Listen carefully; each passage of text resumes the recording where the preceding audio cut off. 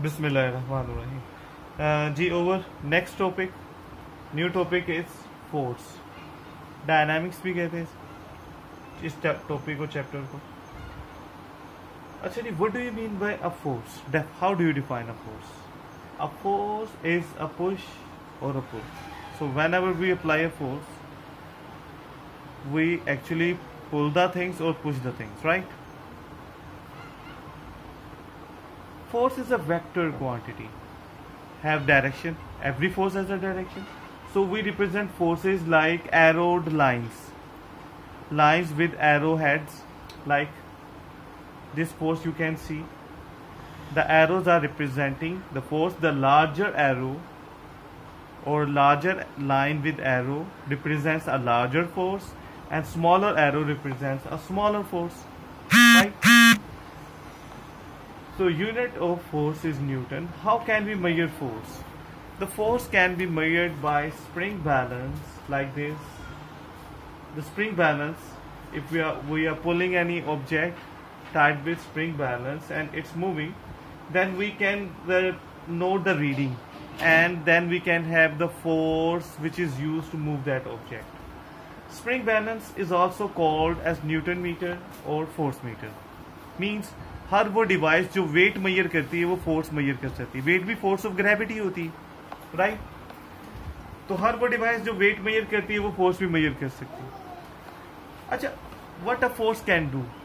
A force can change the shape of anything. किसी चीज की शेप चेंज कर ली, साइज, जैसे कॉटन वूल को हमने स्क्वीज कर दिया, उसे स्ट्रेच कर लिया, रबर बैंड को, स्प्रिंग को। किसी चीज की स्पीड इंक्रीज या डिक्रीज कर सकते हैं, चेंज कर सकते हैं। किसी चीज की पोजीशन यहां से रखे उधर रख दिया, और किसी चीज की डायरेक्शन चेंज कर सकते हैं।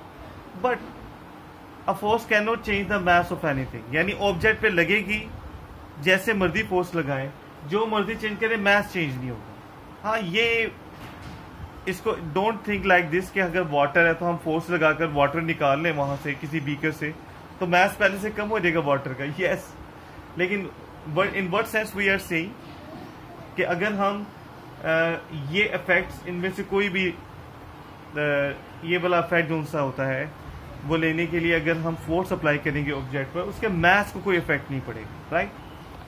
अच्छा, दुनिया में हर ऑब्जेक्ट पे कोई ना कोई फोर्स जरूर एक्ट कर रही है। You can not find any object in the world जिस पे फोर्स ही ना लग रही हो। बल्कि इनफैक्ट जो most of the object around us, they will be observing और experiencing more than one forces.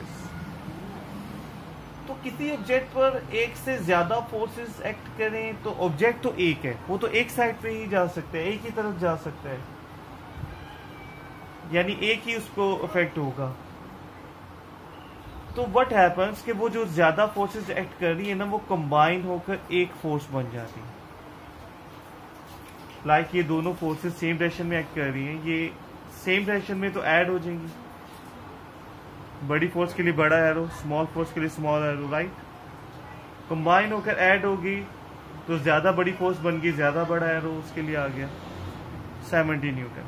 तो वो जो कंबाइंड फोर्स होती है ना, that is called resultant force और अनबैलेंस्ड फोर्स और नेट फोर्स। एक ही चीज के तीनों नाम है। हम ज्यादा रिजल्टेंट का वर्ड यूज करते हैं, लेकिन अनबैलेंस्ड फोर्स भी इसी को ही कहते हैं। तो कहीं भी अनबैलेंस्ड फोर्स का वर्ड है ना, ये you have to keep this in mind, that is resultant force, right? Like ये दो फोर्सेस ऑपोजिट हैं, तो ऑपोजिट हैं तो सब्ट्रैक्ट कर देंगे, लेकिन जो आंसर आएगा will be along the direction of larger force.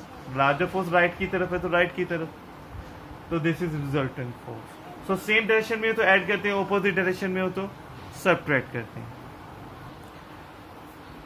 अच्छा बेटा जी, दोनों फोर्सेस सेम डायरेक्शन में हैं। अच्छा, दो लाइंस, दो वेक्टर्स अगर सेम डायरेक्शन में हो तो हम कहते हैं उनमें एंगल कितना है उनके दरमियान? 0 डिग्री, राइट? तो सेम डायरेक्शन में है तो ऐड करके answer 70 Newton, this is resultant force. और अगर ऑपोजिट डायरेक्शन में हो तो वी से कि उनके दरमियान कितना एंगल है? 180 डिग्री। और हम उनकी रिजल्टेंट फोर्स कैसे करते हैं? सब्ट्रैक्शन के लिए। सब्ट्रैक्शन करेंगे आंसर 3 न्यूटन। सब्ट्रैक्शन करके आंसर कम होता है, ऐड करके ज्यादा होता है। अगर दो फोर्सेस 90 डिग्री पर हैं तो यहां तो जिस तरफ लार्ज फोर्स जा रही थी रिजल्टेंट फोर्स उस डायरेक्शन में होती है, लेकिन अगर दो फोर्सेस 90 डिग्री पर हैं तो उनकी रिजल्टेंट उनके मिडल में होगी, कहीं दरमियान में। और वो किसके इक्वल होगी रिजल्टेंट फोर्स? उन दोनों फोर्सेस का स्क्वायर को ऐड करें और स्क्वायर रूट लें। Answer would be this 90 degree.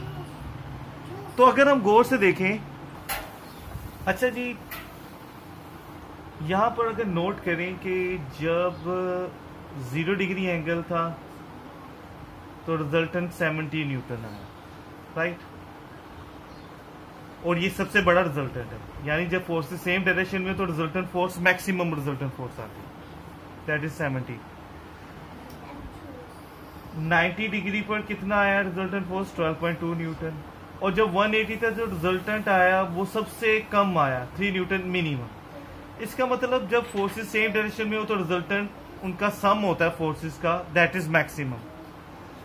और जब 180 डिग्री होता है तो जो रिजल्टेंट होता है वो उनका डिफरेंस के इक्वल होता है। 10 और 7 में डिफरेंस 3, और डिफरेंस का रिजल्ट हमेशा कम आता है, minimum resultant force. So as we are increasing the angle from 0 to 90 to 180, angle is increasing, the value of resultant force is decreasing. This tells as angle increases between two forces from 0 to 180, the resultant force, the value of resultant force decreases, right?